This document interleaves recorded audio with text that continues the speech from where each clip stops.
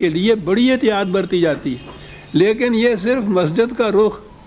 نماز میں آپ کا منہ قبلے کی طرف، بس اتنا ہی رہ گیا۔ وہ جو ایک نظریہ حیات،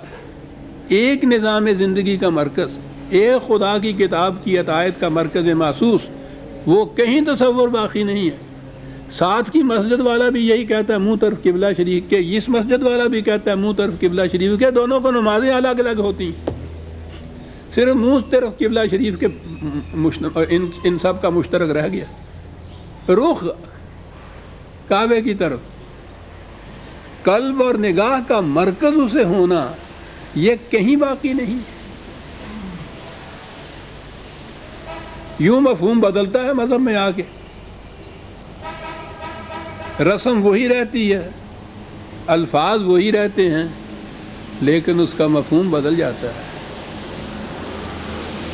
مسلمانوں کی مملکتیں اتنی ہیں، ہر ایک کا اپنا اپنا نظام ہے، اپنے اپنے ضوابط قوانین ہیں، اپنی مملکتیں ہیں، ایک دوسرے کے ساتھ جنگیں بھی ہوتی ہیں، لڑائیاں ہوتی ہیں، برسوں تک بھی چلتی ہیں۔ دونوں جب نماز میں کھڑے ہوتے ہیں تو منہ طرف قبلہ شریف کے دونوں کہتے ہیں۔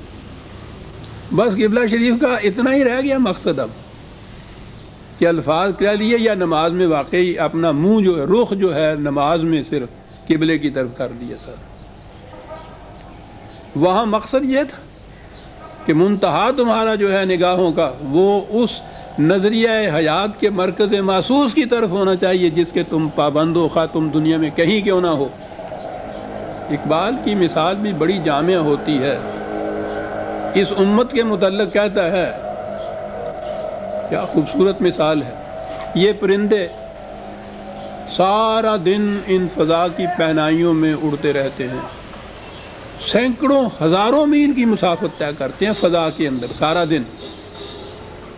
اپنے آشیاں سے معلوم نہیں کتنی کتنی دور یہ چلے جاتے ہیں، پھر کوئی سڑک نہیں ہے، کوئی سگنلز نہیں ہیں، کوئی اشارات راہ نہیں ہیں، لیکن شام ہوتی ہے تو وہ سیدھے اپنے آشیاں کی طرف آ جاتے ہیں۔ کہتا ہے اس امت کی کیفیت یہ تھی کہ پرد در وسعت گردوں یگانہ، فضا کی پہنائیوں میں یہ اڑتی ہے، یگانہ ہے، کسی دوسرے کو اپنے ہمدوش بھی نہیں ہونے دیتی، اکیلی، اور نگاہ او بشاخ آشیانہ، کہیں بھی اڑتا ہوا وہ پرندہ جائے، اس کی نگاہوں میں اپنا آشیانہ رہتا ہے ہر وقت، اس لیے جب بھی اس کا جی چاہتا ہے بغیر کسی قسم کے نشان راہ کے سیدھا اپنے نشیمن میں آ جاتا ہے۔ یہ تھا مقام کعبے کا۔ اب یہاں سے یوں بات سمجھ میں آ جائے گی کہ مدینے میں سب کچھ حاصل ہے، مملکت حاصل ہے، حکومت حاصل ہے، اور اس کے بعد تو پھر مدینے کی اپنی آبادی بھی وہ تھی کہ مسلمانوں پر مشتمل تھی، کسی غیر کا اس میں عمل دخل کوئی نہیں تھا، یہ سب کچھ حاصل، لیکن اس کے باوجود نگاہ او بشاخ آشیانہ، قرآن کہتا ہے، کتنی خوبصورتی سے حضور کی اس آرزو کو، قلبی آرزو کو قرآن نے ادا کیا کہ قد نرا تقلب وجہک فی السماء، 2/144۔ اے رسول ہم جانتے ہیں کہ تو بار بار آسمان کی طرف نگاہیں اٹھا کے کس آرزو کے لیے خدا سے دعا کرتا، نرا، ہم دیکھتے ہیں، ہم دیکھتے ہیں تمہاری آنکھوں کو کہ کس اشتیاق سے تم یہ آرزو اپنے دل میں رکھتے ہو،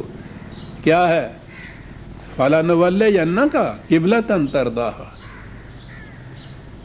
تم نگاہیں آسمان کی طرف اٹھا کے دل میں یہ آرزو رکھتے ہو،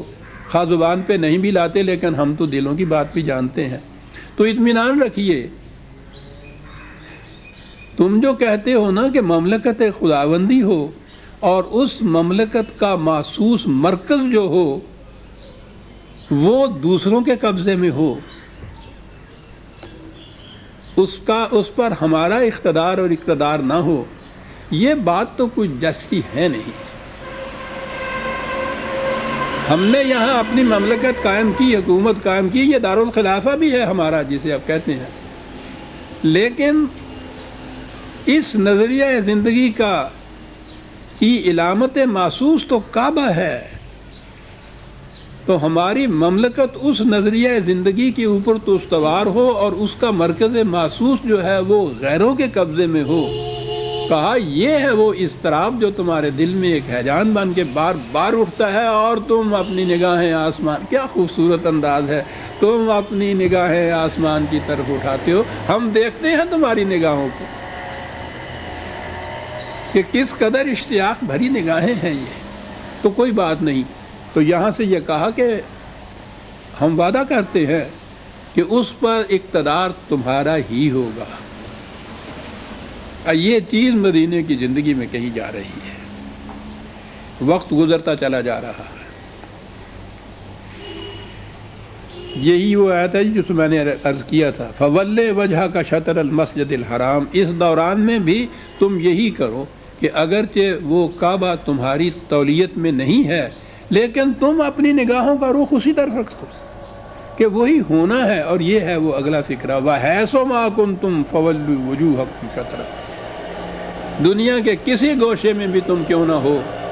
اپنی نگاہوں کا رخ اسی سمت کو رکھو۔ یہ ہے توحید عزیزان من، محسوس توحید یہ ہے، حکومت صرف ایک خدا کی کتاب کی، مملکت کا قیام اسی نظریہ کے اوپر، اور اس کا مرکز محسوس کعبہ،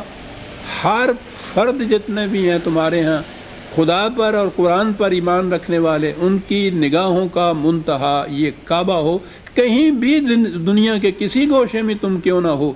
اپنی نگاہوں کا رخ وہی رکھو، تم منتہا اور نصب العین وہی ہونا چاہیے۔ تو اب کعبے کی اہمیت ذہن میں آ گئی ہمارے، کیوں بار بار حضور کی نگاہوں کا رخ آسمان کی طرف اٹھتا تھا، اس آرزو کو قلب میں لیے ہوئے کہ کعبے پہ تولیت تو ہماری ہی ہونی چاہیے، اور خدا اس کا وعدہ کرتا ہے کہ یہ ہوگا، ہم کر دیں گے۔ یہ جو میں نے عرض کیا نا کہ اب سورہ فتح جو ہے اس اعتبار سے بڑی عظیم ہے، اس میں یہ بات آئی ہے۔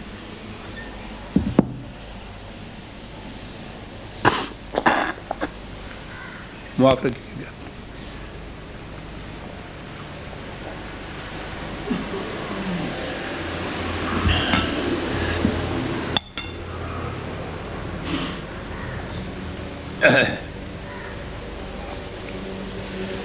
ہجرت کے 6 برس گزر گئے،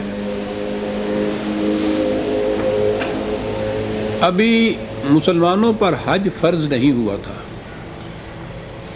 حج تو سن 9 ہجری میں فرض ہوا ہے پہلی دفعہ،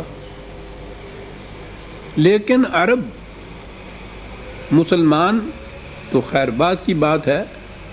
مشرک عرب بھی صرف عرب ہونے کی حیثیت سے وہ بھی کعبے کو اپنا مرکز مانتے تھے اور وہ حج کیا کرتے تھے۔ یہ اصل میں ملت ابراہیمی کے اتباع میں یہ کیا کرتے تھے۔ حضرت ابراہیم علیہ السلام نے اپنے بیٹے حضرت اسماعیل علیہ السلام کو یہاں بسایا تھا۔ یہ حجاز کے یا کعبے کے گرد کے مسلمان، یہ قریش وغیرہ جو تھے، یہ انہی کی نسل میں تھے، کعبہ انہی کا تعمیر کرتا تھا۔ یہ اپنی اس زندگی میں بھی، قبل از اسلام کی زندگی میں بھی، یہ کعبے کو مرکزی اپنی زندگی کا مانتے تھے۔ کعبے کی بڑی اہمیت تھی ان کی نگاہوں میں، اور یہ کعبے کے متولی ہونے کی جہت سے قریش کی بڑی اہمیت تھی عرب کے دیگر قبائل میں۔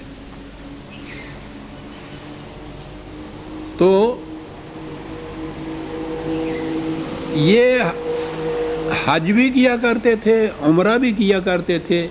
اور حج کے ایام میں تقریباً 1 مہینے تک یہاں میلے لگا کرتے تھے۔ لیکن وہ حج یہ نہیں تھا جو قرآن نے تجویز کیا ہے کہ یہاں پہنچ کے تم خدا کے احکام پہ قربان ہو جانے کے اپنے وعدے کی تجدید کیا کرو۔